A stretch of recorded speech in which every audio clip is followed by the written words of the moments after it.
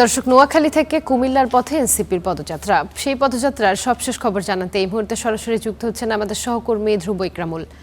ধ্রুব, নির্বাচনী পদযাত্রায় এনসিপির নেতাকর্মীরা কি বলছেন?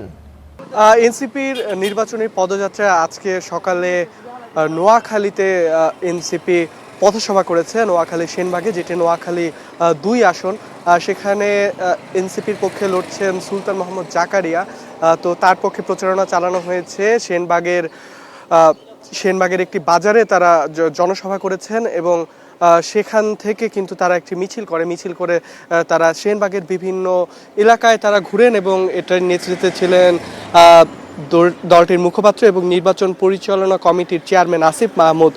তিনি কিন্তু বেশ কিছু সড়ক প্রদক্ষিণ করেছেন এবং একটি কভার্ড ভ্যানে করে তিনি হ্যাঁ ভোটের পক্ষে ভোট চেয়েছেন এবং একই সঙ্গে শাপলাকলি এবং ১১ দলীয় জোটের প্রতি সমর্থন জানাতে মানুষকে উদ্বুদ্ধ করেছেন।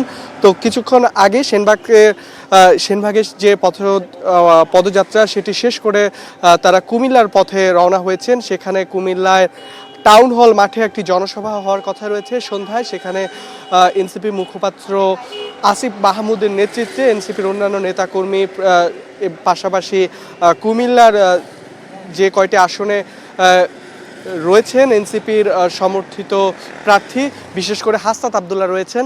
যদিও তিনি দেববিদ্যারে, তার আসনে আগামীকাল প্রোগ্রাম হওয়ার কথা রয়েছে এনসিপির পক্ষ থেকে।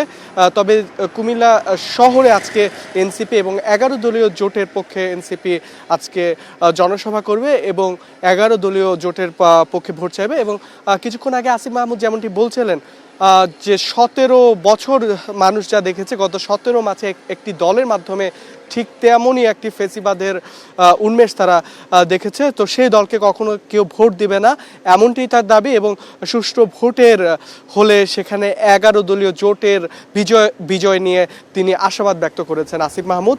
তো আমরা এখন কুমিল্লার পথে রওনা হচ্ছি দর্শক, কিছুক্ষণ পরে আবারও কুমিল্লার সবশেষ তথ্য আপনাদেরকে জানাবো। ধ্রুব, আপনাকে ধন্যবাদ। এনসিপি নির্বাচনী পদযাত্রার খবর জানাচ্ছিলেন সহকর্মী ইকরামুল ধ্রুব।